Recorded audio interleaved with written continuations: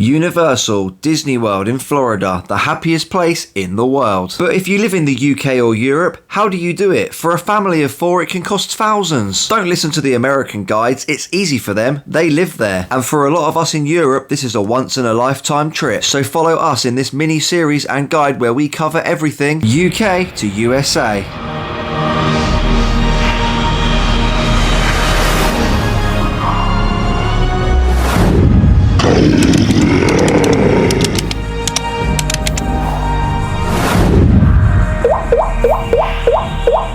Florida is said to have some of the best theme parks in the world, but to come from the UK, it's a real challenge. In this mini-series, we're going to cover as much as we can.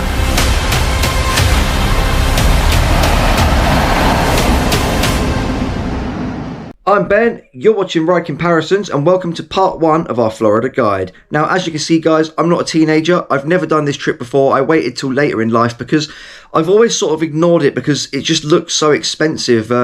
We've done Disney Paris, I don't really rate Disney Paris too high. There's other theme parks in Europe like Efteling or even Park Asterix, Europa Park.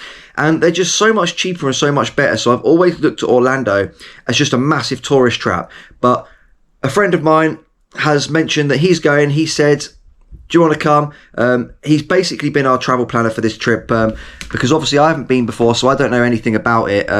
So all of the information in today's guide has come from him. The way this series is going to work, guys, this is part 1. Then we're going to do vlogs for pretty much everything we get up to in Orlando, all of the theme parks, anything extra we do. Busch Gardens down in Tampa Bay as well, so not just Orlando. And at the end of it, we'll do a part 2 to this video here, and that will be anything that we've sort of missed, anything we would have changed, and hopefully we can help out anyone in the UK or Europe to actually achieve this trip for as cheap as possible. So I'm not too sure how long this video is going to be, guys. It might be a long, boring one. So what I'm going to do is I'm going to put everything in the comments in chapters. So whichever part or whichever bit of advice you're looking for, you can swipe to that part of the video straight away. If I've missed any questions that you have, guys, please make sure you put them in the comments below. So when we do the follow-up and conclusion for this video, I can answer absolutely every single question and we can make just a full Florida, Orlando, Tampa Bay guide out of this whole video. Now, chapter 1, guys, we're going to start at the beginning, and that is getting started, ESTA versus visa. So obviously, if you're in Europe or if you're in the UK, traveling to other countries in Europe is really easy, like UK to France. They barely check the passport, to be fair. You just go there, easy done. But obviously going from UK or Europe to USA, to a completely different continent, it's a little bit more strict. It's a little bit more harder to do, and there's a few little things that you need to do. Obviously, number 1, you need to either get an ESTA or a visa. Now, which one you go for is sort of up to you. There's better benefits to each one. So if you're not of like UK nationality and you're from somewhere else in Europe, you might need to get a visa, because I'm not actually too sure why on that one. This is just what I was told, and this was what I looked through. Obviously, if you have a visa, you're confirmed that you can go to America way before the trip. So you'll get that visa approved, and you'll know that you're going to be fine at the airport. You know that you're going to have no trouble, but obviously it's a little bit more expensive and it's a longer process. So that's one way you can do it. Or you can go for the ESTA, guys. So the ESTA costs, where was it? The ESTA costs £18. You apply online and they pretty much get back to you within 48 hours unless they need to search anything. So we've gone for the ESTA route. It's the most common way to get to America, or you just type in where you're going. They do ask a lot of questions. Like one of the questions on the ESTA was, have you been to Cuba? I've been to Cuba twice before. I'm not too sure why. Maybe ties with Russia and a lot of history in that aspect. But I put down that I was there as a vacation, and the ESTA was still approved, so that's fine. If you've got any previous criminal convictions or anything like that, if you want to be extra safe, you can go for the visa route, but on the visa you need to declare absolutely everything. Whereas on the ESTA, they have a list of things on the ESTA website, so you can go there and it'll be like crimes against moral turpitude, which is something that the Americans say. We don't really use that in the UK, so they have a big list of entry requirements for the UK. So if you've got anything that you've done in the past, whether or not you can go there. It's quite scary, guys. I'm not going to lie. I've never done it before. So obviously I've never been to America. I've been to Cuba, and the sort of check-in travel process for that was pretty easy. but going to America for the first time, it's quite intimidating, and you know, I have nightmares that I'm going to get to the airport and I'm just going to get turned away. So hopefully everything goes to plan on that one, and that's sort of where you start. Chapter 2, guys, when to go. Now, there's a lot of different debates on this one, but the one my friend came up with is we're going in September, obviously with this video just being posted. We're going on the 16th of September for 2 weeks. Now, the reason for that is the kids go back to school. Hopefully the parks are not going to be extremely busy. I'm sure you've seen TikToks or YouTube videos where the parks are just absolutely heaving with like 3-hour queues and not being able to move anywhere. If you check out one of our previous Disney Paris vlogs, we had a day like that. It was absolutely horrible. We just couldn't move, and it sort of ruined the day. It ruined the vlog because we were just completely stressed. So hopefully, fingers crossed, my friend's picked the correct date with all of the vlogs that he's seen. I've got faith in him because he's been before, and the last time he went, he said he did absolutely everything. So we should have hopefully got the right date there. But obviously, if you're a family of 4, taking the kids out of school can be a challenge. If you don't opt for that route, it's going to be very busy, guys. Other good times to go would obviously be when new attractions are open. You got the new Epic Universe opening for a Universal next year, so that would be an awesome time to go. If we do enjoy it and sort of deem it worth the money, then I might go back for that because it does look really cool, but I'm not too sure yet because I know when it first opens, the vloggers are going to zoom in. It's just going to be so busy, so I might try and avoid that one. To 3, when to buy the tickets. So you've got your esta, you've decided you're going. Now, you just got to look for a good deal. If you look anywhere on the internet, there will be ads. There will be ads on Facebook. There will be ads on TikTok, YouTube, everywhere you will see ads. The majority of the time, it's actually Universal that advertise. It's always Universal Florida that you see. You do see a bit of Disney, but my personal ads, personalised to me, it is just Universal. So you will see loads of different deals, guys, and loads of different videos about it. But I think we got it pretty cheap. My friend is constantly looking as well. He's constantly looking through the internet, and the price has actually gone up from when we got the tickets. We beat inflation. What we did and what his advice was, we got our tickets in a Black Friday deal through Florida Tix. Chapter 4, guys, we're going to join this one in as well, and that is prices. How much does it cost? How do you break it up? Well, you break it up into 3 different points. So you've got the holiday and the flights itself, all of the park tickets for the 14 days that you're there, and you've also got spending money. So this is where it gets scary, guys. These are the prices. These is what we paid. If by chance you do know better deals, or you can get better deals than this, then pop it in the comment below, because as I say, I want to make this a full guide, a full mini series for everyone to just continuously watch, and hopefully it can really help everybody out, including myself if I do a repeat trip. So starting off with the holiday itself, transfers, insurance, flights, hotel for 2 weeks, we paid, let me have a look, we paid £2,800 for a family of 4, so that's £700 each, and that is quite hefty, guys, as I say. But apparently it's a good deal. I haven't seen anything better. We got it at a Black Friday deal, as I say. My friend also said to use Quidco, which is a cashback website. If you book it through Quidco, then you get 10% off at the end of the trip. They sort of send you some back, so you can look into some little ways of sort of saving money like that. What I will mention, guys, how you actually do it, how you afford it. Let's be realistic. Nobody's got that kind of money just straight away like that sitting in their bank account. The working class man, as they say, as a statistic, is always one paycheck away from not being able to pay his bills. So none of us have that sort of money just sitting around. So the best options for it, I would say, guys, are I'm not really a fan of loans, because loans charge a lot of interest. Interest-free credit cards are a lot better because you get 0% interest for a certain amount of time. As long as you only put this trip on it and don't do other silly spending, then you can sort of afford it in that way and just pay it off as you go. The way we did it, Florida Tix for the actual tickets, and Love Holidays, where we booked the holiday, they actually had options where we could pay it monthly. So that's how we've managed to achieve this, because it has been very expensive. As the Disney tickets, guys, as I said, we got them through floridatix.com. Now, this was a little bit more expensive. We actually paid £950 each. This is for 14 days access to basically all of the theme parks in Orlando and Busch Gardens, Tampa Bay, of course. Putting that $950 together for a family of 4, that is a whopping £3,800. That is a whopping £6,600 with the park tickets and the holiday, obviously without spending money. So that's essentially the whole trip there without any added extras and spending money, as I say. That brings us on to chapter 5, I believe, and that is how much should you bring? Now, our friend said to bring at least £100 a day. So obviously for a 2-week trip, you want about 1,400. I'm taking 1,500. So we'll be able to reflect back on that at the end, see if it was enough, see if it wasn't enough. But obviously add that onto the total trip cost, and for a family of 4 you're just under 10 grand, so about 9 grand there for the whole trip for a family of 4. Obviously we will get to the end of it on this guide, we'll get to it all on the conclusion, but as it stands we've been told £1,500 should be enough. There's a lot of debate on whether or not to actually bring dollars or not. We live in a digital age now, everything's going to card, everything's going cashless. Whether or not we agree with that's for a different day, but as it stands, a Monzo card will basically do everything for you over there. Obviously, when you're there, if the cash machines ask you to pay in dollars or euros, make sure you pay in dollars, because when you pay in dollars, you let your bank account do the conversion. If you pay in pounds, you let them do the conversion, and they can charge sort of high rates. So that's sort of where we're up to on that one. Chapter 6, where to stay.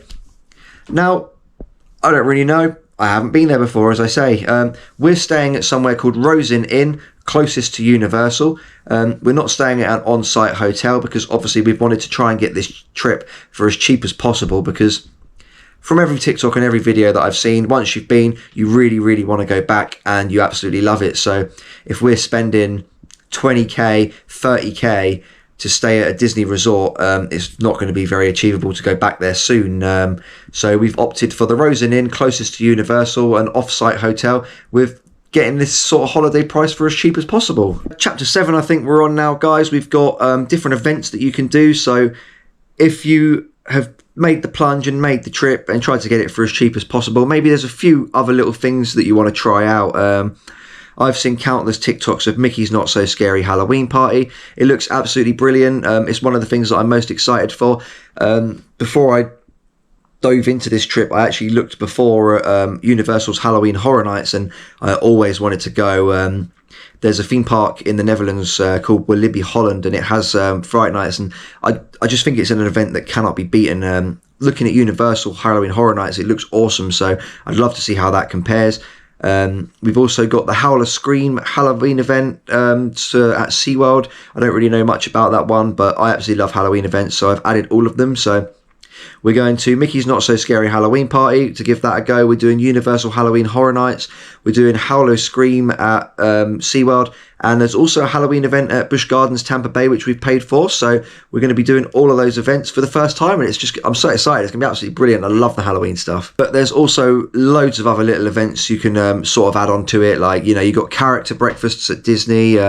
There's loads of different restaurants that you can book. My friend really wants to go to the space restaurant at Epcot, because obviously you go there, you stand on the platform, it's a simulation, and you basically launch up into space. And once you get up there, it's like you're on a little space shuttle. You're just eating and either drinking a cocktail or whatever. It looks awesome, but there's so many little different things to book like that. And I can't really explain them all now because there are so many different things. So you'll see those in the vlogs, or you'll see those on countless videos on TikTok. Now, chapter 8, Disney alternatives.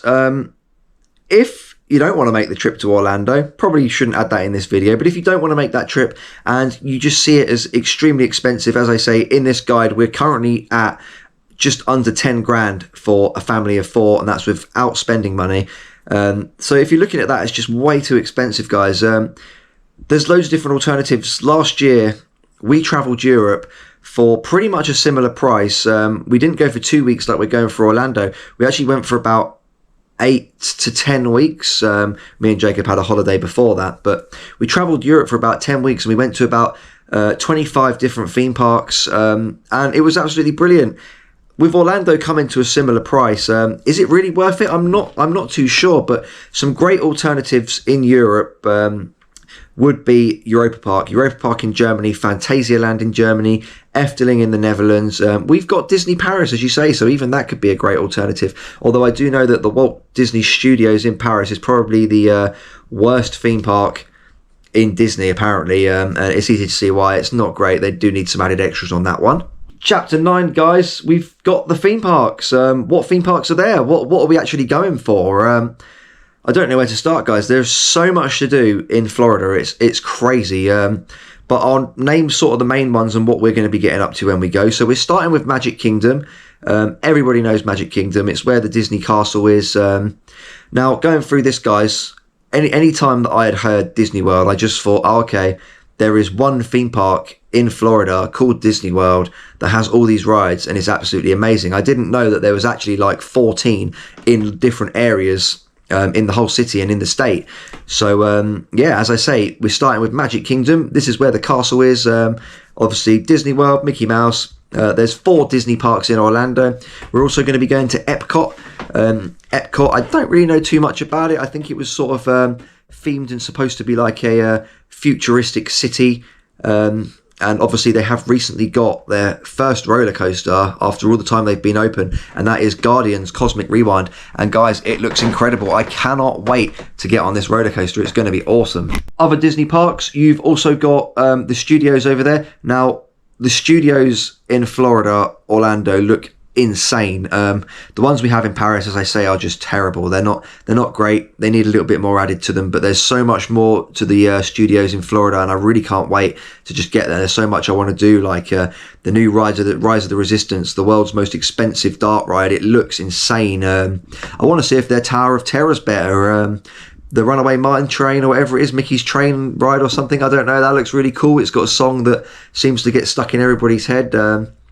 Other Disney park as well, guys, you've got Animal Kingdom. Animal Kingdom's got Expedition Everest, one of the most famous roller coasters, one of the most expensive roller coasters ever built, where you go up and you see the broken track, just that iconic scene. I can't wait to be there and actually experience it myself. It's going to be awesome. Now, outside of Disney, you've got Universal. So, obviously, you've got Universal's apparently split into 2 parks. I'm not overly sure. So you've just got the normal Universal Studios, and then you've got Universal Islands of Adventure. I'm going to assume they're both next to each other, but in these parks, guys, you've got the Velocicoaster. The Velocicoaster is supposed to be one of the best roller coasters in the world. You've got the new Hagrid's ride. It's got the most launches on a roller coaster in the world. Just so many expensive rides, so many expensive roller coasters, and so many world-class ones that sitting at home in the UK or anywhere else in Europe, you see all of these roller coasters, you see all of these rides, and it's just like, they are so famous, and getting the chance to actually go there and go on them is going to be absolutely mind-blowing and awesome. And it's going to be really great to see if they're actually worth the hype. Are they worth the money you spend to go over there? Are they that good, or are they just overhyped by everybody? You've also got Busch Gardens in Tampa Bay. Coming out of Orlando now, down in Tampa Bay, we got Busch Gardens, a very, very famous theme park, and that is because of one roller coaster, and that is, well, it's not even because of one roller coaster. There's loads there, but the main reason we want to go is because of Iron Gwazi. In Europe, we have 3 RMCs. We've got 3 Rocky Mountain construction roller coasters, and that is Zardra at Energylandia, Wildfire at Kolmarden Zoo, and the Untamed at Willoughby Holland. Now, we've done all of the RMCs in Europe, and Iron Gwazi, along with Steel Vengeance, are considered the best like RMCs in the world. So going to Busch Gardens and getting on Iron Gwazi is just going to be insane. They've also got a Halloween event, and there are just so many good roller coasters. I think they've got Montu as well, which is supposed to be the best B&M inverted coaster in the world. Will it beat Nemesis Reborn at Alton Towers? It's just going to be absolutely insane to go on these roller coasters, guys. Now, other theme parks in Orlando or in Florida, I think there's something called Icon Park. They've got the world's tallest star. Actually, no, I think it's the second tallest star flyer in the world now, because it got beaten by Dubai.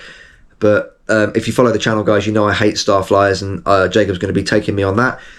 We've also got the world's tallest drop tower, which is unfortunately closed because of a tragic death.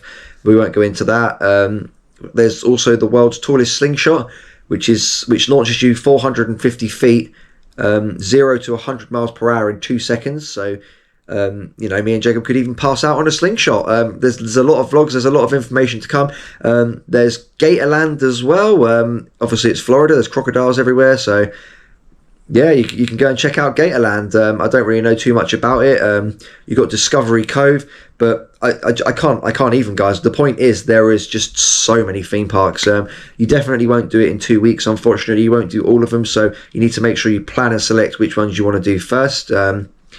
There's even you're in the Florida Everglades, guys. So there's even a you can get a I can't remember what they're called now. They're like fan boats. You sit on the boat. They've got the big propeller at the back, and you can go through the Everglades and see some crocodiles. So there is just an absolute insane amount to do, guys. So you need to make sure you do your research and definitely choose what you want to do before you go. So enough waffling on, guys. That brings us to the conclusion. With £700 for the holiday, £950 for the park tickets for 2 weeks, and about £1,500 spending money. That brings us to about £3,150 per person, which is absolutely insane. I've never paid that much for a holiday ever. That's not including the Halloween events, so obviously if you want to do all the Halloween events as well, add about 400, so that'll be about £3,450 total per person, with your spending money as well included. So anything you want to do, that's basically it. That's the full package. That's pretty much how it costs, and we tried to get it for as cheap as possible. So I really can't imagine how expensive it would be for people paying to stay on site. I can't imagine how expensive it would be for people not looking at any of the deals. So yeah, that's it, guys. There's about 12 of us going. You might see some new faces in the vlog, or people might be a bit camera shy. I'm not too sure yet. We'll see what happens when it gets to it. As you know, and if you follow the channel, you know Jacob, you know Sky. My mum's going to be in some of the vlogs as well. And we're all extremely excited. Now, I really hope you enjoyed today's video, guys. As I say, this is part one. It's going to be quite a big series. There's going to be loads of vlogs coming out. I'm going to edit them all as quick as I can because, you know, with 14 to 16 hour days at the park for like Universal Halloween Horror Nights, it's going to be insane. I'm going to have no time to sleep, let alone edit. So I don't know when all the vlogs will come out. If you do want to follow this series and you do want some more advice about Florida, make sure you hit that subscribe button because it really does help us out. And if I've missed absolutely anything, guys, drop it in the comments. I might reply straight away, or I might save it till the next video. Anyway, wish us luck. I hope we can get there. I hope you have an awesome time. And most importantly, I really, really hope that it's worth the money.